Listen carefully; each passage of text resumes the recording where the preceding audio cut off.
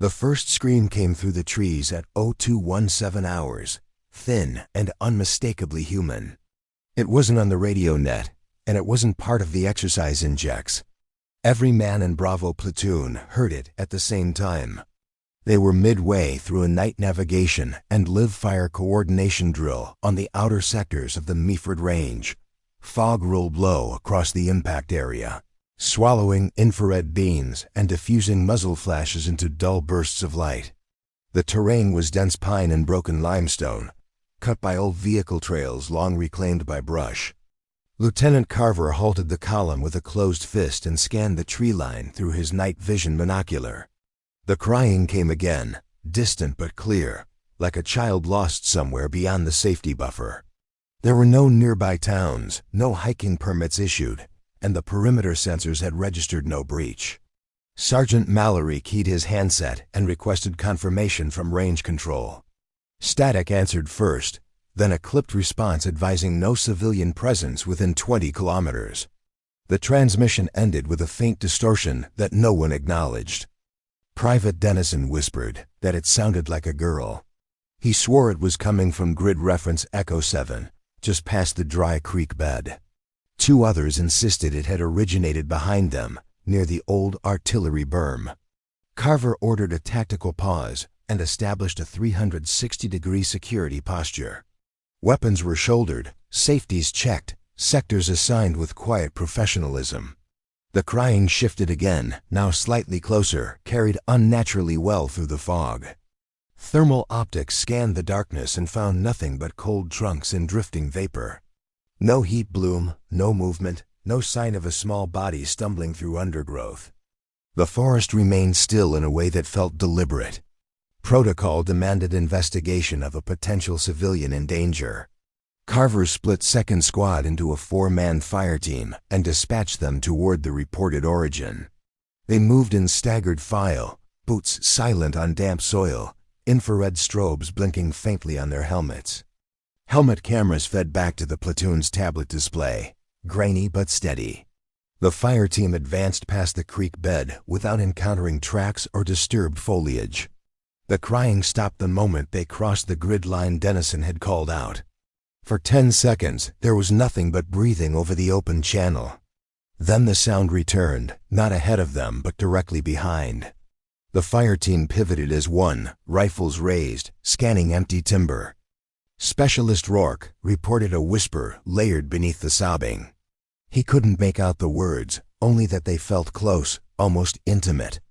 The audio feed crackled with a spike of interference that briefly washed out the screen. Mallory attempted to recall the fire team, but his transmission fractured mid-sentence.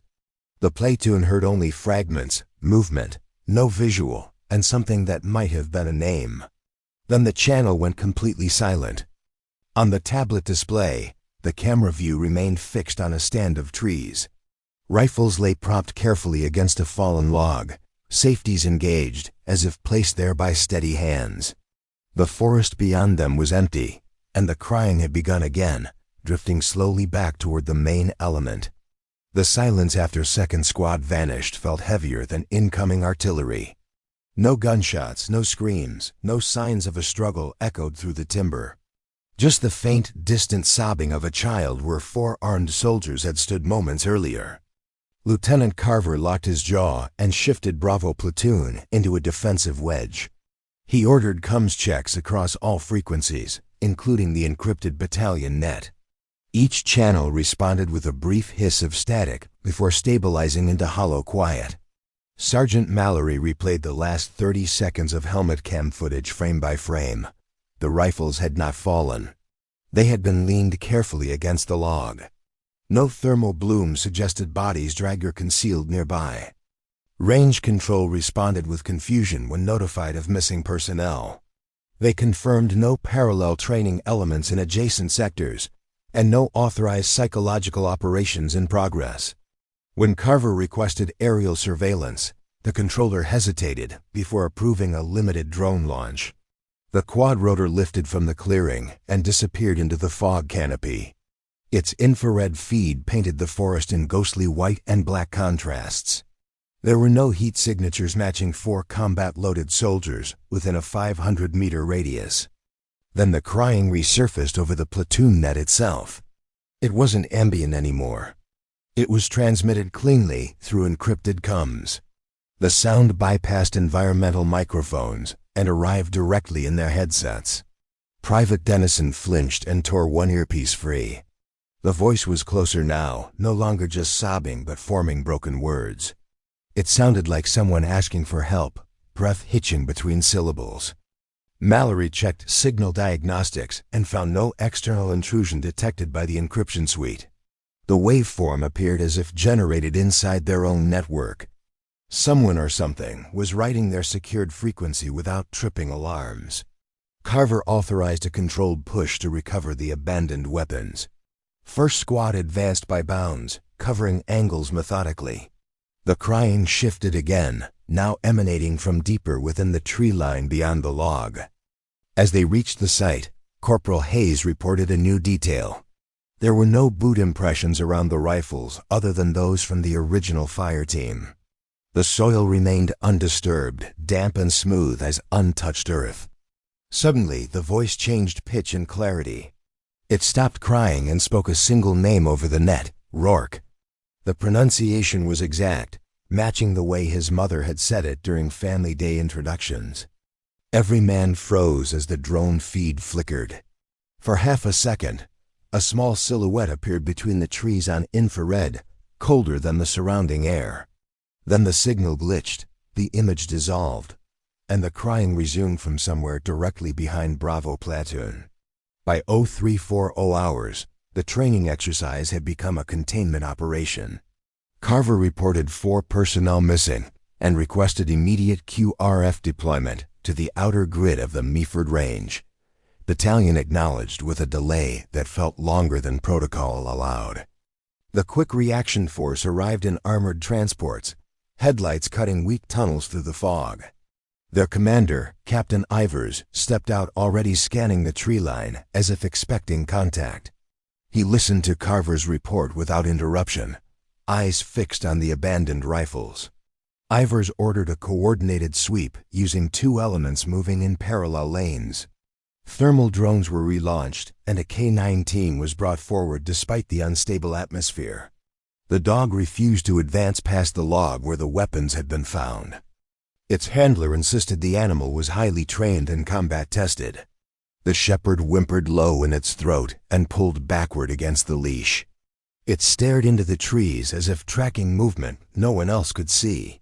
The crying began again, this time layered with something else. Beneath the sobbing was a faint echo, like multiple voices speaking just out of sync. The sound carried evenly in every direction, eliminating any sense of origin. Ivers ordered strict noise discipline and visual accountability between soldiers. No one was to break line of sight or pursue independently under any circumstance. The forest seemed to absorb the command, leaving only the steady rhythm of controlled breathing. Corporal Hayes reported movement at his 2 o'clock.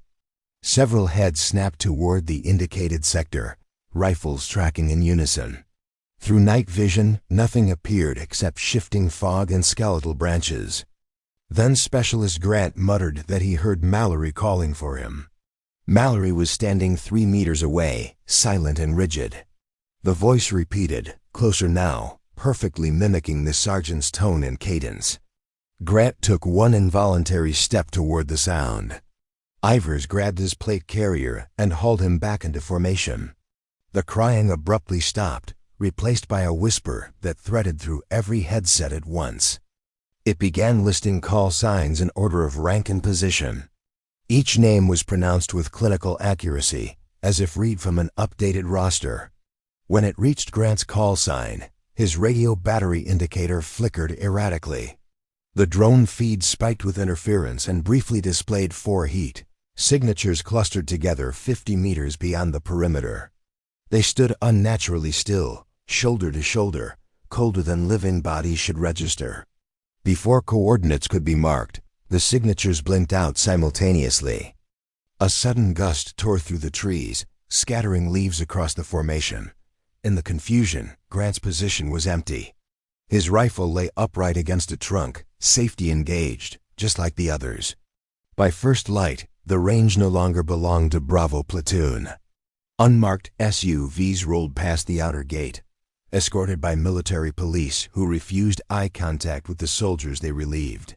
The insignia on the arriving personnel bore no unit identifiers, only subdued flags and blank name tapes. Captain Ivers was ordered to consolidate his men and surrender all recording devices. Helmet cams, body-worn sensors, and drone storage modules were collected into sealed black cases without explanation. A civilian in a cold-weather field jacket supervised the transfer, introducing himself only as Mr. Halden. Halden requested immediate access to the incident grid beyond the dry creek bed. He moved with familiarity through the timber, navigating without GPS confirmation. When asked how he knew the terrain so precisely, he offered no answer. The crying had ceased with the sunrise. In its place lingered an oppressive quiet that pressed against the eardrums. Even the wind seemed muted, as though the forest were waiting. Halden directed a small team toward an unmarked quadrant on outdated range maps. The coordinates did not appear on current digital overlays, yet he referenced them from memory. After 20 minutes of movement, they reached a camouflaged steel hatch nearly buried under pine needles. It was locked with a corroded mechanical latch, not an electronic system. The hinges resisted at first, then gave way with a metallic groan that echoed down into darkness. A narrow ladder descended into a concrete chamber lit by a faint amber glow. Inside stood obsolete signal equipment, humming with inconsistent voltage. Analog dials twitched sporadically, and reel-to-reel units spun with no visible input source. Dust coated most surfaces, except for a central console that appeared recently disturbed. Halden ordered power diagnostics while Ivers surveyed the room. The equipment predated modern encryption, but was hardwired into a still-active fiber line running deeper underground. No one could explain why it remained connected to the base network. One technician adjusted a frequency dial, and the room filled with soft static. Beneath it, barely audible, was the same childlike sobbing recorded during the night. The sound did not emanate from external speakers, but from the secured COM channel carried on their own radios. Halden's composure fractured for the first time. He muttered that the installation had been decommissioned decades earlier after acoustic irregularities during cold weather exercises. Official reports had classified the incidents as stress-induced hallucinations amplified by terrain. As if reacting to his words, the crying shifted into clear speech. It thanked them for coming back and recited a sequence of grid references matching historical training accidents. Every coordinate corresponded to unexplained personnel losses archived and sealed. The lights flickered violently, plunging the bunker into intermittent darkness. Over the radio net, the voice spoke again, no longer weeping but calm and precise. It requested permission to continue the exercise. The bunker doors slammed shut without warning, sealing them beneath the forest floor. Emergency lights snapped on in dim red intervals, bathing the concrete walls in a pulse that felt almost biological. Over the net, the calm voice waited, as if expecting a response to its request. Captain Ivers immediately ordered a breach attempt on the hatch. 2 soldiers climbed the ladder and forced upward, but the steel would not budge. There was no external locking mechanism engaged, yet the hatch resisted with a movable weight. Halden moved to the central console and began disconnecting fiber lines by hand. Each cable he pulled triggered a spike of static through every radio headset. The voice did not distort or weaken. It only grew clearer. It stopped using the tone of a child. Now it sounded older, layered, as though multiple vocal patterns were being tested in real time. It settled briefly on Ivers' voice and repeated his last command with flawless inflection. Several soldiers instinctively looked toward their captain.